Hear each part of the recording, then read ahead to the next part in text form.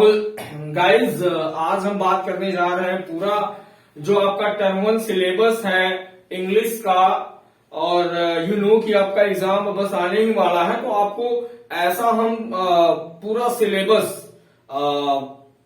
अभी कवर करने जा रहे हैं टर्म 1 के लिए। तो एक बार इसको ध्यान से देख लेना एग्जाम में जाने से पहले, ताकि मैं जितने भी यहाँ पे आप देख सकते हो कि जो फ्लेमिंगो का अप्रोच सेक्शन है, ठीक है, वो भी कवर करूंगा। द लास्ट लेसन है, इसमें लॉस्ट स्प्रिंग है और डीप वाटर है। फिर इसमें जो पोएट्री है उसको भी हम कवर करने जा रहे हैं, जिसमें आप देख सकते हो माई मदर एट 66 है। उसके बाद में आपको an elementary school classroom in slum है और कीपिंग क्वाइट है। विस्टार्स में देख लेंगे द थर्ड लेबर पढ़ना है और दूसरा द एनिमी पढ़ना। ये है आपको टर्म 1 का क्या है, ये सिलेबस है। और मैं आपको बता दूं कि टर्म 1 का जो सिलेबस है उसको हम एकदम और शॉर्ट वे देखेंगे और आप समझ जाओगे। और आपका मैं यदि आप इस वीडियो को देख लोगे, चीजों को समझ लोगे, तो मेरा दावा है कि आपका जो कोई भी क्वेश्चन है वो गलत नहीं होने वाला है। आप जहां भी राइट लगाएंगे वो ठीक होगा, जो भी ऑप्शन आप सिलेक्ट करेंगे। तो पहले हम देखते हैं, ये क्लास 12 के लिए इंग्लिश कोर है, 1 शॉट वीडियो हम बनाने जा रहे हैं। पूरा आपका जो टेक्स्ट बुक है उसको कवर करेंगे। इसमें फ्लेमिंगो में गाइस प्रोज सेक्शन में द लास्ट लेसन है। लास्ट लेसन को एक बार देख लेते हैं गाइस। लास्ट लेसन चैप्टर जो है उसमें मिस्टर हैमेल और फ्रेंच दो मेन कैरेक्टर्स हैं, और यहाँ पे मिस्टर हैमेल जो कि क्या है, फ्रेंच टीचर है, ठीक है।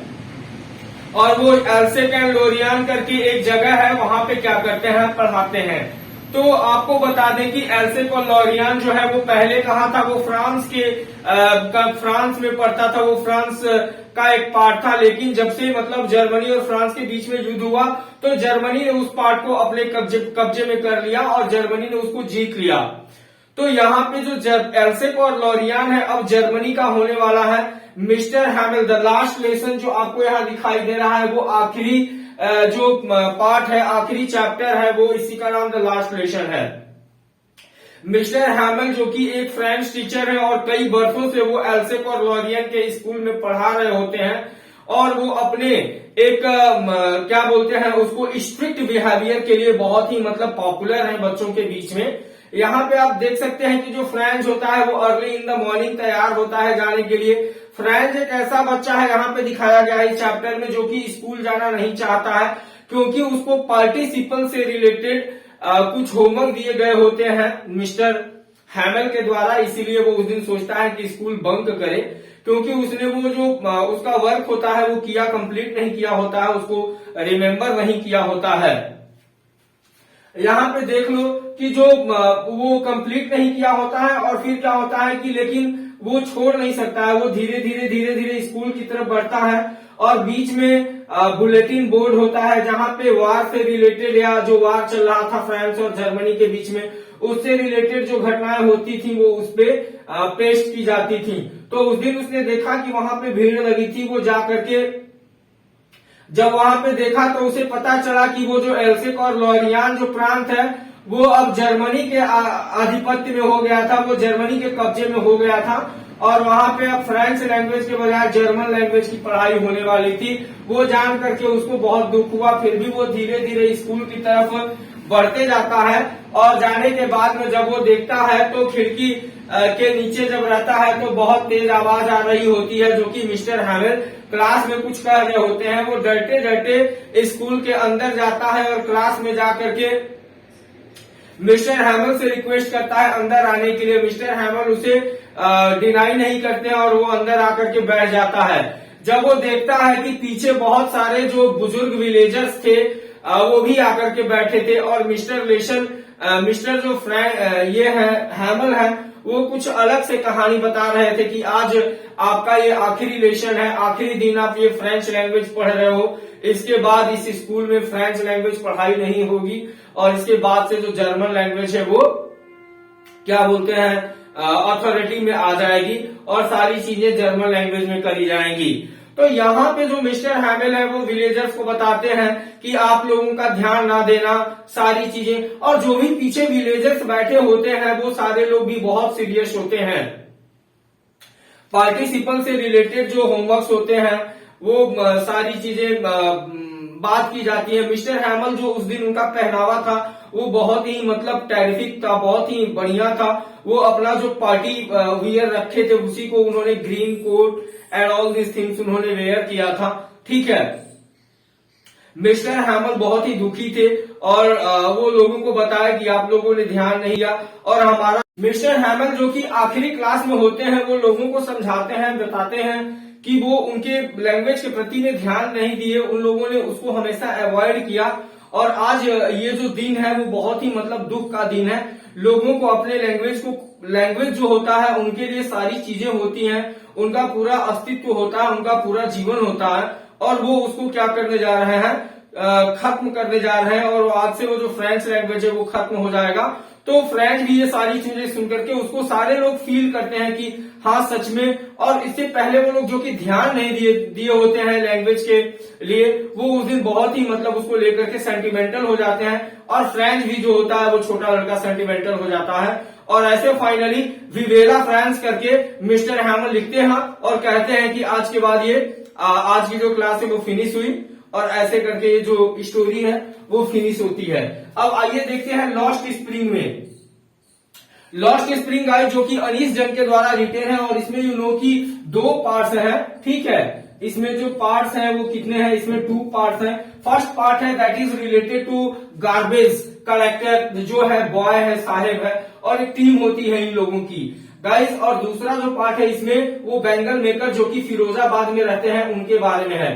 पहले तो अनीस जंग यहाँ पे बताती है कि जो गार्बेज कलेक्ट करते हैं जो बच्चे, वो कैसे मुकेश, ये साहेब उसका नाम होता है, साहेब आलम।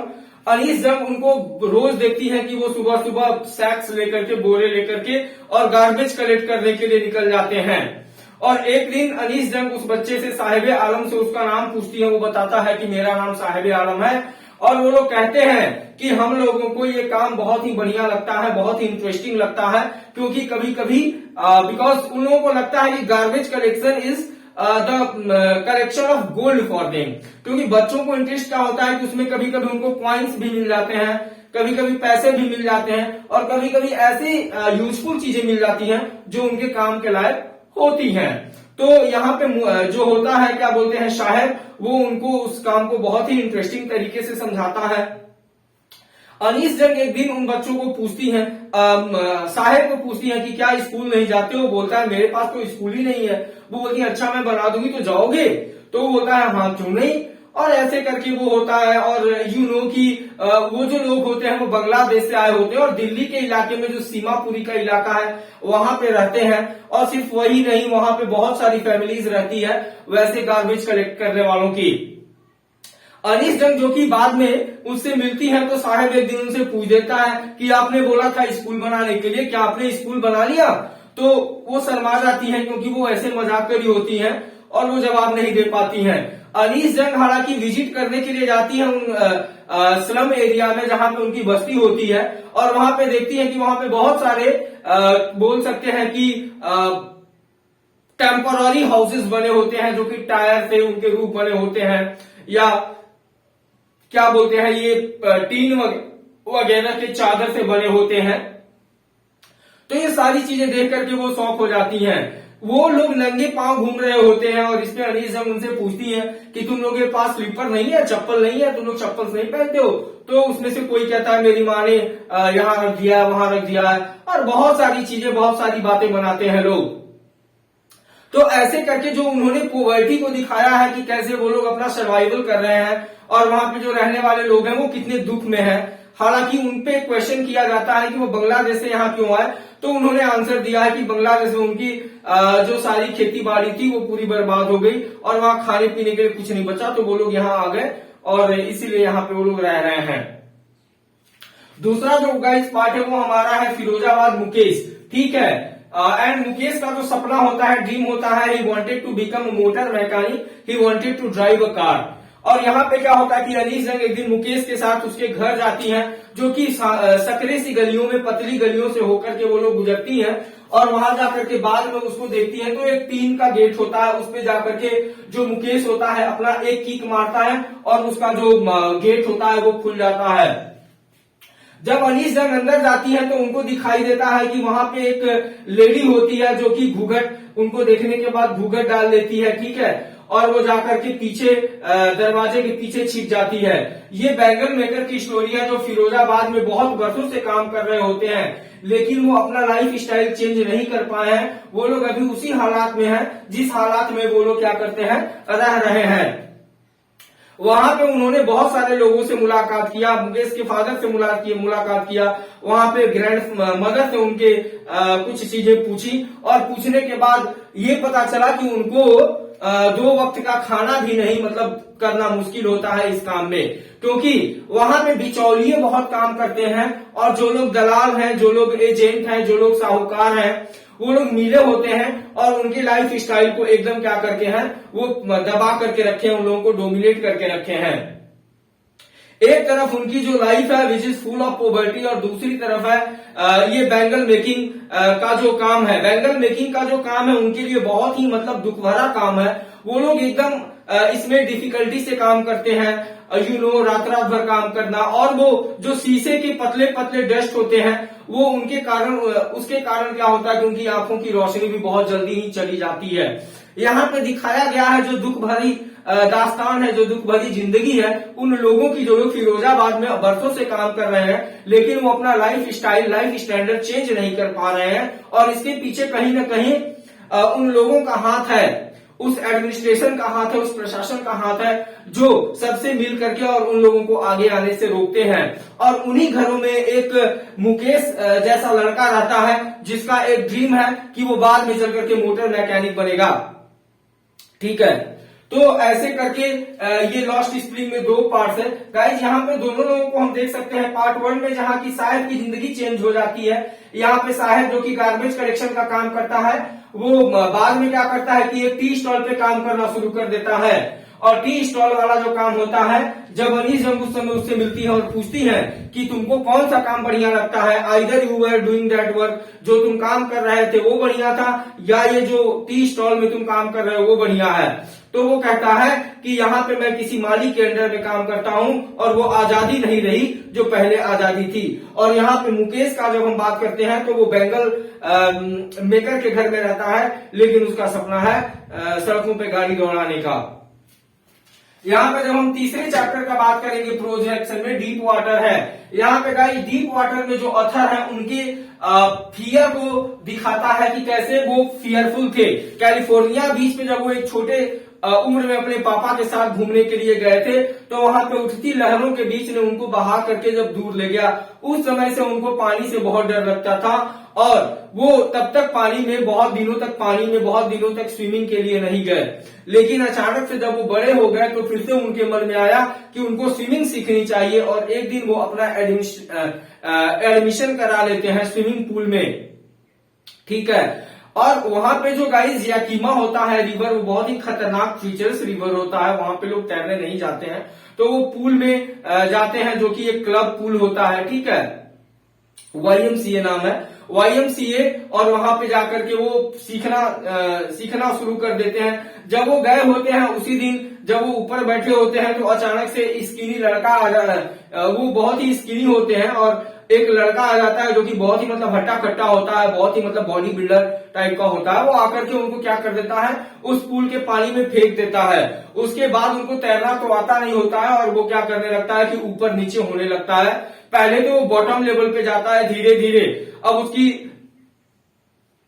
उसे पता, शुरू में तो उसको लगा कि जब हम बॉटम लेवल पे जाएंगे तो पैर बहुत जोर से मारेंगे और फिर ऊपर आ जाएंगे, लेकिन जब वो नीचे जाकर के पैर से मारते हैं और ऊपर आ नहीं पाते हैं कंप्लीटली, तो अब उनकी सांसें जो है वो फूलने लगती हैं और 2-3 बार ये काम होता है, बॉटम पे जाना ऊपर आना, बॉटम पे जाना ऊपर आना, और ऐसे करके वो हालांकि बहुत ही थक गए होते हैं और फाइनली जब उनको होश आता है तो वो अपने आप को ऊपर पूल के ऊपर पाते हैं सरफेस पे। कुछ घंटों के बाद में जब वो घर वापस जाते हैं तो बहुत डरे सहमे होते हैं और वो खाना भी नहीं खाते हैं। उसके बाद जो उनका डर है और बढ़ जाता है, बहुत दिनों तक वो डर डर के रहता है, लेकिन बाद में फिर उसको लगता है कि इस डर को निकालना होगा और वो अपने लिए एक क्या रखते हैं, ट्रेनर रखते हैं जो कि स्विमिंग सिखाता है।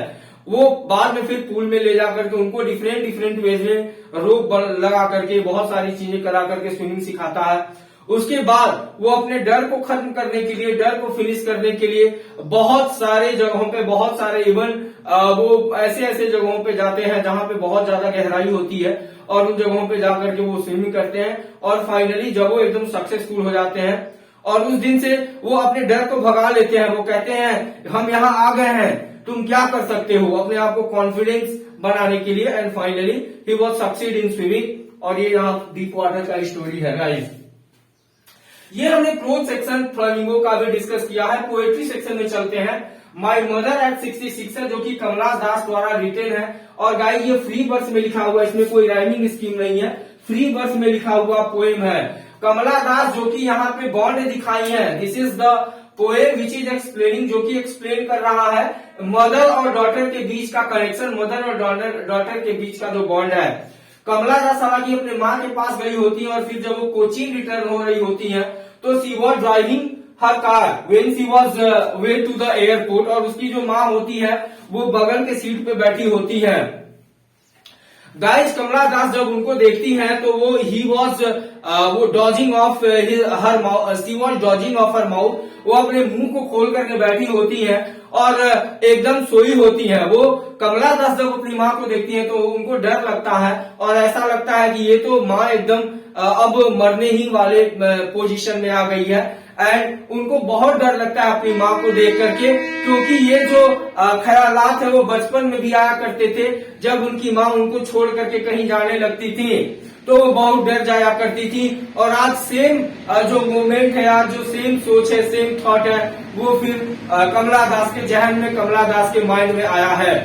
कमला दास उस मैटर को खत्म करने के लिए, उस अंडरस्टैंडिंग से, उस थिंकिंग से अपने आप को हटाने के लिए क्या करती हैं, तो वो बाहर अपने शीशे के बाहर देखती हैं और जो कुछ बच्चे होते हैं, जो यंग बच्चे होते हैं, वो खेलने के लिए अपने घरों से निकल रहे होते हैं।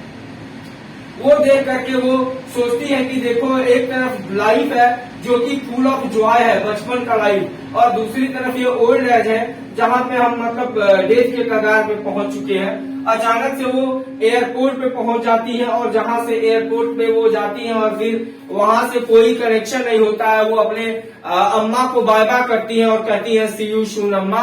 और उनके हालांकि चेहरे पे सैडनेस होता है, लेकिन फिर भी वो झूठी स्माइल दिखाना चाहती हैं ताकि उनकी माँ को कोई निराशा ना हो, कोई सैडनेस ना आए।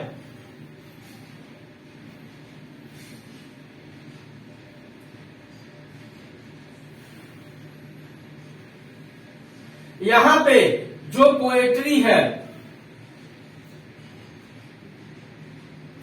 इसमें आप देख सकते हो कि जो कमला दास है वो हार्श रियलिटी, जो कि हमारे जिंदगी का जो सबसे सच्चाई है वो है डेथ। और डेथ क्या है? फियर। जो डेथ का फियर है वही कमला दास को आ जाता है और वो सोती। यहाँ पे गाइस पोएट ने क्या दिखाया है, एक तरफ दिखाया है बचपन और दूसरी तरफ दिखा दिया ओल्ड एज। बचपन में लोग कितने खुश है, कोई टेंशन नहीं है, और ओल्ड एज में सिर्फ और सिर्फ डर होता है मौत का। ठीक है, तो यहाँ पे ये जो पोएट है वो एक्सप्लेन कर रही है। अब आगे चलते हैं। An elementary school classroom in slum, ये भी फ्री वर्स में लिखा हुआ पोएम है। इसमें जो स्टेफन स्पेंडर है जो कि इसके पोएट है, वो स्लम एरिया में एक बने हुए स्कूल को दिखाए हैं और उनका मानना है कि नहीं ये चीजें एकदम बेकार है और इसकी कोई काम नहीं है। वो बच्चे जो क्लास में आकर के बैठे हैं, टीचर नहीं है, कुछ बच्चे हैं जो कि बहुत ही दुबले पतले हैं, दे आर वेरी थिन, और ऐसा लगता है कि नहीं वो लोग अब मतलब खाए बिना एकदम पोवर्टी से, मतलब पोवर्टी के क्लाइमेक्स को दिखा रहे हैं। वो लोग, पतली सी लड़की बैठी हुई है क्लास के बेंच पे और बाहर देख रही है। ठीक है, पीछे एक छोटा बच्चा बैठा है जिसका ध्यान कहीं और है। और उसके बाद उन्होंने क्लासरूम के वॉल्स को एक्सप्लेन किया है जिसमें बहुत सारे विलियम शेक्सपियर के पोस्टर लगाए गए हैं, वर्ल्ड मैप का पोस्टर लगाया गया है, टाइमलेस वैली का पोस्टर। ये उनके किस काम का? टार्लिस वैली जो कि बेहद खूबसूरत है, लेकिन ये बच्चों के लिए किस काम का? वो बच्चे तो स्लम एरिया में रह रहे हैं, जो कि एकदम पुअर वाली, पॉवर्टी वाली जिंदगी बिता रहे हैं। वर्ल्ड मैप का क्या काम उन बच्चों के लिए वो बताते हैं? जब इनको स्लम एरिया में ही रहना है तो वो भला वर्ल्ड जान करके क्या करेंगे? यहाँ पे विलियम शेक्सपियर का पोस्टर लगाने से कोई फायदा नहीं है, क्योंकि उनके पास पढ़ाने वाला भी कोई नहीं है, सिर्फ और सिर्फ स्कूल खोल दिया गया है। वो ये बताते हैं कि इन बच्चों के लिए कोई भी सहयोग नहीं कर रहा है, nobody is caring for them, और इनके लिए कोई भी किसी तरह का हेल्प नहीं कर रहा है। लोग यहाँ आते हैं, बहुत सारे प्रोमिसेस करते हैं, बहुत सारे यहाँ पे अनाउंसमेंट्स करते हैं, लेकिन यहाँ पे कोई काम इम्प्लीमेंट नहीं कर पाता है, कोई काम हो नहीं पाता है। तो ये जो आपका elementary school classroom in slum है, स्टेफन स्पेंडर यही बताना चाहते हैं, और फ्री वर्स में लिखा गया पोएम है। आगे द लास्ट पोएम है टर्मिनल 1 का, वो कीपिंग क्वाइट है, विच इज रिटन बाय, जो कि पेब्लो नेरूदा ने यहाँ पे इसको कंपोज किया है पोएम को। यहाँ पे देख सकते हो कि जो पोएट है वो सिर्फ एक ही मतलब क्या कर रहे हैं लोगों को कि आप क्या रहिए, पीस और साइलेंस, ठीक है। और इसमें कहते हैं कि आप 12 तक गिनिए, काउंट टू 12 एंड एकदम शांत रहिए, कोई काम मत कीजिए उतने देर तक, ठीक है। सारे लोग अपना क्या करें, काम छोड़ दें। वो कहते हैं कि वो फिशरमैन जो मछलियां पकड़ते हैं, वो लोग मछलियां मारना बंद कर दें, मछलियां पकड़ना छोड़ दें, और वो भी 12 तक गिने, वो भी कोई काम नहीं करें। वो लोग जो समुन्द्र में जाकर के, जो सी में जाकर के क्या कलेक्ट करते हैं, आपको साल्ट कलेक्ट करते हैं, नमक कलेक्ट करते हैं, और उनके हाथों में बहुत सारा घाव हो गया होता है कलेक्ट करते करते, वो लोग अपना नमक कलेक्ट करना बंद कर दें और 12 तक गिने। वो चाहते हैं कि दुनिया में जो वार चल रहा है वो बिल्कुल ही खत्म हो जाए, और जो देश के फौजी हैं, जो देश के आर्मी है, वो भी अपना 12 तक गिने और कोई मतलब युद्ध एकदम बंद कर दिया जाए। वो अपने आप को साइलेंट पोजीशन में ले जाए ताकि पूरी दुनिया पीसफुल हो जाए। Stephen Spender wants to explain, ये करना चाहते हैं कि दुनिया में पूरी तरह से कम कुछ पलों के लिए पीस और साइलेंस बना रहे। और ये भी जो पोएम है वो फ्री वर्स में लिखा हुआ है। अब आगे दूसरी वाले बुक को बात करते हैं, विस्टास करके बुक है गाइस। इसमें 2 चैप्टर हमें पढ़ रहे हैं, जो कि थर्ड लेवल और द एनिमी है। इन दोनों की समरीज मैं आपको बताता हूं। द थर्ड लेवल की पहले बात करते हैं, जो कि फर्स्ट चैप्टर है, और ये लिखा गया है जैक फिनी के द्वारा।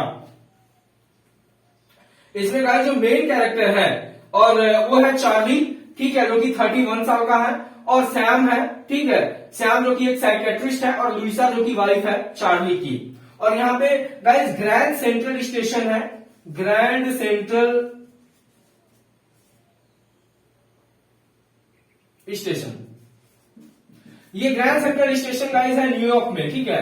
अब यहाँ पे क्या होता है कि चार्ली एक एम्प्लॉय होता है, वो ऑफिस में काम करता है। एक दिन की बात है, वो शाम होने वाला होता है, शाम क्या, it was almost to be night, और वो बहुत ही जल्दी सोचता है यदि हम बस से जाएंगे तो लेट होगा, तो वो स्टेशन की तरफ बढ़ता है और सोचता है ट्रेन पकड़ के हम अपने घर को चले जाएंगे। वहां पे गाइस उसमें क्या होता है, ग्रैंड सेंट्रल स्टेशन जो है उसमें 2 लेवल होते हैं। एक लेवल होता है जो अर्बन टू अर्बन गाड़ियां पकड़ने के लिए होता है, और दूसरा होता है अर्बन टू सेमी अर्बन जाने के लिए होता है। वो दूसरे लेवल पे जाना था उसको, पहला लेवल वो छोड़ के दूसरे लेवल पे, और बहुत दिनों से उस पे कंस्ट्रक्शन का काम भी चल रहा होता है, तो उसको समझ में नहीं आता है। हालांकि जब वो सेकेंड लेवल पे जा रहा होता है, वहीं से उसको एक पतला सा रास्ता दिखाई देता है, तो वो सोचता है कि शायद ये रास्ता उसको सेकेंड लेवल तक ले जाए, तो वो वहां निकल जाता है। लेकिन होता क्या है कि जब वो जाते रहता है, तो अचानक से वो पहुंच जाता है दूसरी जगह, और वो जो जगह थी वहां पे पहुंचा जिस लेवल पे, वो टोटली डिफरेंट था सेकेंड लेवल से। वो पहले बार वहां गया था, वो जब गया वहां पे तो बहुत सारे स्ट्रेंज चीजों को देखता है। एक तो वो पुराने जमाने वाली जो लाइट होती है वो, और सारी चीजें, ठीक है। तब वो न्यूज़पेपर पे प्रिंट देखता है, जो कि मतलब पुराने जमाने की न्यूज़पेपर थी, पुरानी सेंचुरीज के न्यूज़पेपर थे। वो श्योर करने के लिए, और ज्यादा इंश्योर करने के लिए टिकट काउंटर पे जाता है। टिकट काउंटर पे भी डिफरेंट तरीके का चीज होता है, और वो उस जमाने की, अपने जमाने की, मॉडर्न जमाने का पैसा निकाल के देता है। तो जो काउंटर पे बैठा हुआ आदमी रहता है, वो उस पैसे को फेंक देता है, बोलता है ये क्या दे रहे हो हमको, और वो उसको डराता है कि पुलिस को बुलाएं क्या, और फिर वो वहां से पुलिस के डर से भाग जाता है। लेकिन जब वो वहां से भागता है, वो उसके श्याम एक साइकियाट्रिस्ट फ्रेंड है, वो वहां जाता है और श्याम को बताता है कि वो कैसे 3rd लेवल पे पहुंच गया था, जहां पे पुराने जमाने की चीजें थी। हालांकि जब वो वहां 3rd लेवल पे पहुंचा था तो एक गैल्सबर्ग करके जगह है, ठीक है, जो उसके पापा के जमाने में, दादाजी के जमाने में हुआ करती थी, और वहां पे बहुत ही मतलब पीस और शांति था, ठीक है। वो वहां से स्कैप करना चाहता है उस जमाने से, उस मॉडर्न जमाने से, जिसमें सिर्फ और सिर्फ मतलब क्या है, उसमें प्रॉब्लम्स हैं, उसमें वार है, उसमें लोगों को परेशानियां हैं, और वहां गैल्सबर्ग जाना चाहता है लेकिन जा नहीं पाता है। साइकियाट्रिस्ट कहता है कि भैया this is the imagination of your mind, ऐसा कोई 3rd लेवल 1 लेवल नहीं है। यहाँ पे जो लुइसा है उसकी वाइफ, वो भी उसको कहती है कि शायद तुम ज्यादा स्ट्रेस में हो, ज्यादा काम कर रहे हो, इसीलिए तुम्हारा माइंड ऐसा इमेजिन कर रहा है या थिंक कर रहा है। लेकिन वो कहता है कि नहीं नहीं, दिस इज रियलिटी। उसकी बातों को कोई समझ नहीं पाता है। हालांकि वो सोचता है कि नहीं, अब हम पहले पुराने जमाने के जो करेंसीज हैं उसको हम क्या एक्सचेंज करेंगे, उसके बाद फिर उस जगह को खोज करके जाएंगे। अचानक से जब वो एक दिन अपने हालांकि उसका जो हॉबी था वो क्या था, ही वॉज स्टाम्प कलेक्टर, वो स्टाम्प कलेक्ट करने का काम करता था। एक दिन जब वो स्टाम्प कलेक्शन का अपना सारा कुछ मैच कर रहा था, तो एक दिन अचानक से एक नया उसमें स्टाम्प देखा, मतलब इनवेलप देखा, और जब वो खोला तो उसमें लिखा था, hello I am Shyam, your psychiatrist, your friend, and हम यहाँ पे गैल्सबर्ग में आ गए हैं। ये बहुत ही बढ़िया जगह है, बहुत ही आनंद है, और हम यहाँ भूसे का बिजनेस, हे का बिजनेस किए हैं। उसको बहुत ही शॉकिंग हुआ, वो सुनकर के वो जाता है श्याम के यहाँ पे, और वो पता लगाता है, तो हाँ, उसको पता चलता है कि श्याम ने भी पुराने जमाने वाली कुछ करेंसी एक्सचेंज कराए हैं, और वो वहां से गैल्सबर्ग जा चुका है। और वहां पे लिखा था कि keep searching the 3rd level. वो कहता है कि 3rd लेवल है, और तुम लोग ढूंढने का प्रयास मत छोड़ना, इसको ढूंढ लेना, और तुम लोग भी यहाँ गैल्सबर्ग में आ जाना। ऐसे करके यहाँ पे द 3rd लेवल में जैक फिनी ने एक्सप्लेन किया है। अब इसमें जो सेकेंड चैप्टर है विस्टाल में, वो है द एनिमी। एनिमी में गाइस मेन कैरेक्टर डॉक्टर सदाउ है, जो कि एक जापानीज डॉक्टर है, और उनकी वाइफ हैना होती है, और ओल्ड जनरल होता है। आपको पता है कि डॉक्टर सदाउ जब बचपन में थे तो उनके फादर बहुत ही स्ट्रिक्ट थे, और उनको अच्छे से पढ़ाते थे। बाद में उनको सर्जरी पढ़ने के लिए अमेरिका, यूएसए भेज दिया गया। वहां पे जाकर के वो हना के साथ फ्रेंडशिप करते हैं, और बाद में आकर के वो लोग जापान में दोनों लोग शादी कर लेते हैं। वहां पे की वर्ल्ड वॉर सेकेंड चल रहा होता है, जहां पे यूएस और जापान का युद्ध चल रहा होता है, लेकिन सारे डॉक्टर्स को भेज दिया गया होता है, लेकिन डॉक्टर सदाउ नहीं गए होते हैं, और उसका कारण होता है वो बुढ़ा जनरल, जो ओल्ड जनरल होता है, उसके कारण वो नहीं गए होते हैं उनको, क्योंकि ओल्ड जनरल को कभी भी सर्जरी की आवश्यकता पड़ सकती थी, इसीलिए वो नहीं गए होते हैं। यहाँ पे बात यह है कि डॉक्टर सदाउ बड़े ही, वो जब एक दिन आते हैं तो क्या होता है कि शाम का समय होता है, अचानक से उनकी कोस्टल एरिया पे घर होता है, उनको एक आदमी आते हुए दिखाई दे, कुछ बीच पे रेंगते हुए, क्रॉल करते हुए दिखाई देता है। और जब दोनों लोग जाके देखते हैं तो एक आदमी था जो कि बहुत ही बुरी तरीके से वुंडेड था, और वो देखते हैं, चेक करते हैं, तो पता चलता है कि वो एक अमेरिकन था। पहले तो कहते हैं कि इसको छोड़ दिया जाए, ऐसे ही मर जाएगा। बाद में सब कुछ सोचते हुए सोचते हैं कि एनी आफ्टर ऑल हम डॉक्टर हैं, और ये मेरा रिस्पॉन्सिबिलिटी बनता है कि हम एक वुंडेड पेशेंट को अपने यहाँ ले जाकर के ट्रीटमेंट करें। हालांकि वो जापान का दुश्मन होता है, और देश का दुश्मन मतलब उनका भी दुश्मन होता है, लेकिन दूसरी तरफ उनकी रिस्पॉन्सिबिलिटी भी बनती है, क्योंकि वो एक डॉक्टर थे। बाद में वो लोग डिसाइड करते हैं कि नहीं, वो उसको लेकर के जाएंगे। वो उसको घर लेकर के जाते हैं, और बाद में उन सारे सर्वेंट उनको हेल्प करने से मना कर देते हैं, और कुछ दिन के बाद में इवन सर्वेंट्स उनके घर को छोड़ करके भी चले जाते हैं, ये कह करके कि वो लोग देशद्रोह कर रहे हैं, देश के खिलाफ काम कर रहे हैं, उनको ऐसा नहीं करना चाहिए। लेकिन वो फिर भी ऑपरेट करते हैं। उसको बुलेट लगा होता है, वो एक अमेरिकन सोल्जर होता है, उसको बुलेट लगा होता है, उसके बुलेट को निकाल देते हैं ऑपरेट करके, और बाद में वो धीरे धीरे ठीक हो जाता है। हालांकि वो एक दिन बीच में ही बुढ़ा जनरल के पास जाते हैं, और वो खड़ूस जो होता है जनरल, वो बहुत ही मतलब क्या होता है कि पूछता है कि क्या हुआ। वो जाकर के उसको बताते हैं, वो कहता है कि ठीक है, मैं अपने कुछ जो गार्ड है उनको भेजूंगा, वो जाकर के उस अमेरिकन सोल्जर को क्या कर देंगे, मार देंगे। हालांकि डॉक्टर साहब ने 2-3 दिन तक वेट किया, लेकिन जो उनके गार्ड थे वो नहीं गए और ना ही वो मार पाए। फिर अचानक से उसको भगाने की इन्होंने प्लानिंग की कि इसको जैसे भी करके हम लोग यहां से भगा दें। तो और उसी में उनकी शांति भी थी डॉक्टर सदाऊ की।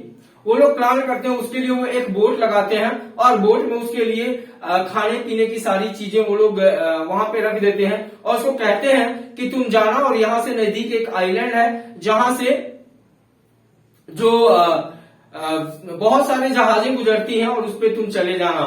तो उसके बाद क्या होता है कि वो वहां से चला जाता है और फिर जाकर के जो डॉक्टर सदाऊ है और हाना है वो सोचते हैं कि और उसके बाद कोई इंडिकेशन नहीं आता उधर से, क्योंकि एक टॉर्च दिया गया होता है। वो कहते हैं कि तुम यदि वहां रहना तो टॉर्च से दिखाना और हमको पता चलेगा उसके लाइट से कि तुम अभी भी वहां हो। लेकिन वैसा कोई इंडिकेशन आता नहीं है और उनको लगता है कि शायद वो अमेरिकन जो है वो चला गया होगा। सो थैंक यू। ये जो था ये पूरा सिलेबस हमने कवर किया और ये आप एक बार देख लोगे तो पूरा आपके माइंड में एक बार फिर से आ जाएगा।